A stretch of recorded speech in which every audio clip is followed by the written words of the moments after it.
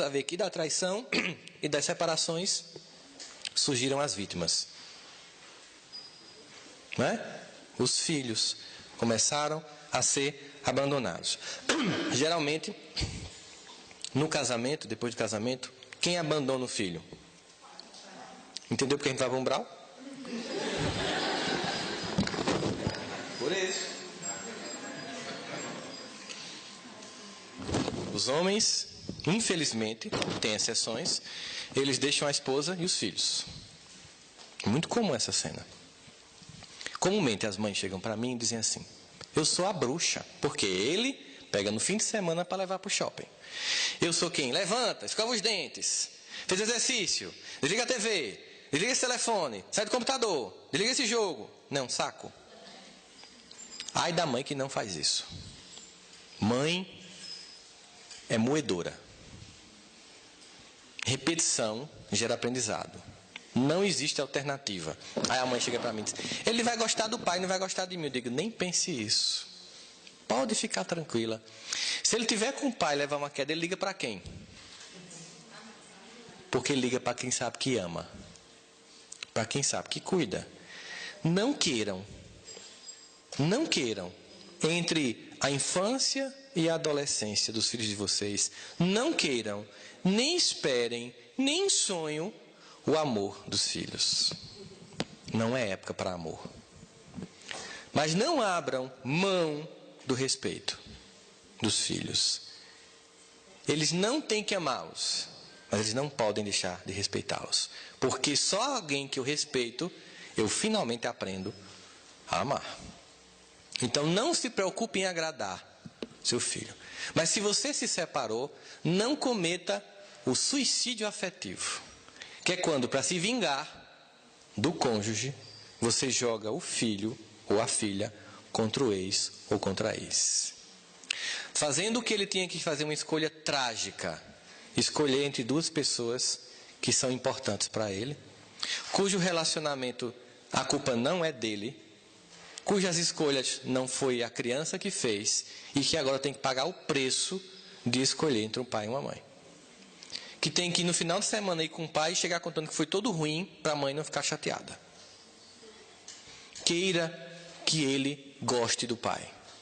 Não fale mal da criatura. Não precisa fazer propaganda de produto ruim. Ele mesmo faz propaganda dele.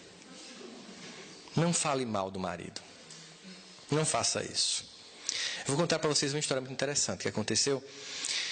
Minha mãe, quando teve meu irmão mais velho, ela recebeu em casa uma babá, né, na época, década de 60, que estava grávida, tinha vindo do sertão da Paraíba, naquela época, imagina, década de 60, uma jovem grávida, trabalhava numa casa, o filho da família engravidou ela foi expulsa, os pais não quiseram, minha mãe acolheu, e ela com muito ressentimento dessa história toda, teve um filho, né, e minha mãe dizia: olha, nunca fale mal desse marido para seu filho, porque é o pai dele. Mas como é que eu não vou falar essa peste miserável que acabou com minha vida? Parará.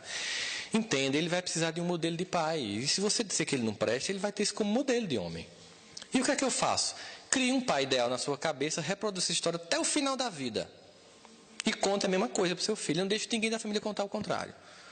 Ela pensou, aí criou que o pai era um advogado, um homem bom e justo, morreu de um acidente de carro. E criou esse menino. Criou esse menino, aquela cor todinha. Toda vez que me perguntava: mas seu pai era um advogado, homem bom. E ela pensando, aquele peste miserável, nojento. Homem bom, decente e tal, educou você, mas ele morreu e tal, não sei o quê. E aí, passaram-se os anos. A gente está em São Paulo e encontramos essa senhora num shopping, com uma bolsa Prada, que não era da 25 de março. E o filho tinha se tornado juiz federal. E ela disse assim: sabe por que ele se tornou juiz? A minha mãe disse: por quê? Porque ele queria ser igual ao pai. O pai morreu de cirrose, cachaça, lá no sertão. Mas, ouvindo você, eu criei um modelo bom para ele. E hoje, mesmo que eu conte a verdade, não destrói mais, não destrói. Porque quando eu digo que o pai não presta para a criança, seu pai não presta, é um nojento, ele traz sua mãe, ele não tem condição psicológica de ir para essa guerra. É destrutivo, gente. Fazer isso com o filho é destrutivo. Tanto que se criou uma lei chamada alienação parental. Eu até entendo, você é traída, trocada, Cai o padrão de vida e ainda fica cuidando dos filhos sozinho. Tudo que você quer é que ele morra no acidente de carro. Né? Mas é o pai dos seus filhos. Então não se vingue do seu ex-marido destruindo na sua filha ou no seu filho a imagem de um pai. Diga que ele é bom, que ele, independente de qualquer coisa, é o pai, que a traição foi de esposa e não de filha, e deixe que o seu filho e sua filha no futuro percebam o que é a verdade. Porque nesse caso o portador merece pancada. Então, é uma pausa que eu fiz para falar de uma coisa que eu vejo muito gritantemente no consultório, e sei o quanto afeta a vida das crianças, certo? Que é essa história da separação. Então, a guarda compartilhada, que é uma coisa que tem hoje em dia, justamente para evitar essa alienação parental. Muitas vezes as mães ficam muito preocupadas. Tem umas que fazem para mim assim: ele não comparece, ele não ajuda, ele não vai nem no final de semana. Aí eu pergunto assim: esse seu marido, esse seu ex-marido, você quer que seu filho seja igual a ele? Não. Então, veja só, você não pode excluir do convívio com ele. Mas se ele não quiser participar da educação com seu filho, que bom. Agradeça a Deus. Porque ele vai ser um modelo negativo para o seu filho. O cara bebe, rapariga. Você quer que ele fique levando seu filho toda uma semana para curtir esse processo? Não, então agradeça a Deus. É mesmo, não pensei por esse lado. Então você está com uma carga maior, mas vai ser recompensado no futuro com certeza. Aí as mulheres começam a se destacar no mundo dos negócios, em toda a expectativa. Elas começam a ganhar bem, isso pesa muito, né? Os homens, se sentindo incapazes de lidar com isso, muitas vezes tentam destruir, porque eles não têm capacidade de lidar com a mulher forte. A gente vai discutir isso muito mais detidamente. Temos a sociedade dos sozinhos, né? Quando eu vou para São Paulo, eu gosto de ficar ali na região da Paulista, nos hotéis ali, e de manhãzinho, quando eu saio para caminhar, eu vejo quanto saem pessoas sozinhas com cachorro. Um monte de gente com padrão de vida alto, mas que são incapazes de conviver com outra pessoa. Ficam solitárias com o cachorro, né? Que morre cedo, você troca e não diz que não vai com sua cara. Então, você bate e ele volta. E pessoas não são assim. Então, as pessoas preferem viver com cachorros do que com seres humanos, porque é um convívio mais fácil. Mas, gente, a solidão é destrutiva para o ego humano, para a personalidade. Tem um poeta, um músico pernambucano, não sei se vocês conhecem, Alceu Valença. Diz assim: a solidão é fogo, a solidão devora. É a amiga das horas, prima, irmã do tempo, e faz nossos relógios caminharem lento, causando descompasso no meu coração. Solidão tem um peso impressionante. A vida a dois é um desafio? É. A solidão é uma tragédia. Ou quando o cara troca a esposa por uma 20 anos mais nova. Eita, que sofrimento. Menina, é uma coisa incrível. Assim, é uma questão de 5 anos para ele pagar tudo de ruim que ele fez na vida. Porque ela vai fazer tudo que a esposa não fez. E essa criatura ainda recebe de volta. Depois da tragédia, mas muitas para se vingar. Agora sou eu. Né? Então, o tempo. Você pega um homem da minha idade, 42 anos, aí vai casar com uma menina de 20. Tem o mesmo pique? Nem sexual, nem de sair para balada, não tem. Entendeu? Aí aqueles compassos, começa a ficar inseguro. Cabelinho branco, ficando careca, né?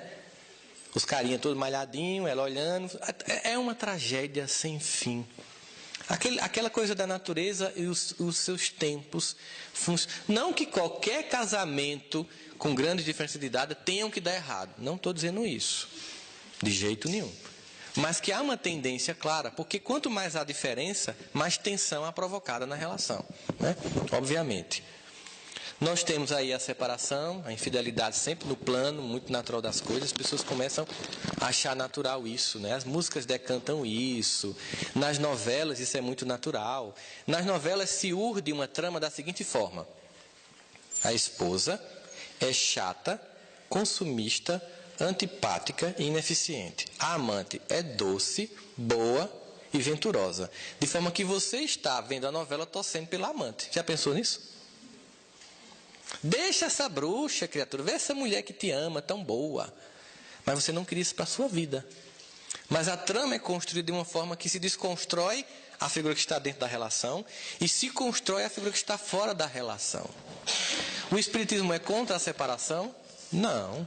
Óbvio que não.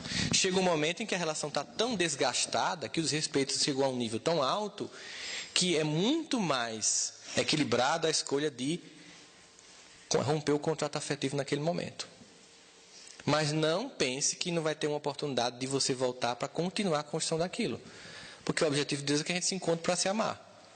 Então, se você interrompeu, em algum momento aquilo volta, ou noutra existência, para você conseguir vencer aquilo que você não conseguiu vencer. Isso aí não tem como a gente questionar. Aí as chances de se casar, né? De cada 10 mulheres que se separam, uma volta a casar. De cada 10 homens que se separam, 9 voltam a casar. Não pense que essa estatística é favorável aos homens. Os homens voltam a casar porque não conseguem viver só. A gente tem muito mais necessidade das esposas do que as esposas têm necessidade da gente. Vamos pensar nisso. Os homens voltam a casar porque não tem critério de seletividade. A primeira sem futuro que passa, ele casa. E aí começa a pagar o preço. A mulher fica altamente criteriosa, tão criteriosa que ninguém mais entra como capaz de suprir a necessidade dela. E aí é óbvio, isso aí são radicalizações de dois lados. Se você for esperar o príncipe encantado, vai morrer na janela. Certo? Não existe. Aquela criatura que atende a todas as expectativas de ser assim o macho alfa, né? Ele é gentil, ele é forte, ele é decidido, ele é viril, mas é sensível, faz poesia, lhe dá uma rosa, coloca a capa para você passar, defende os marginais. Não existe. Não existe, certo? As pessoas têm algumas capacidades, não têm outras. Você tem que avaliar o que é mais importante para você, do que falta, do que tem, e topar a relação. Mas aquela pessoa assim fantástica, perfeita, ela não existe. Obviamente que a gente sabe que isso não acontece. Temos aí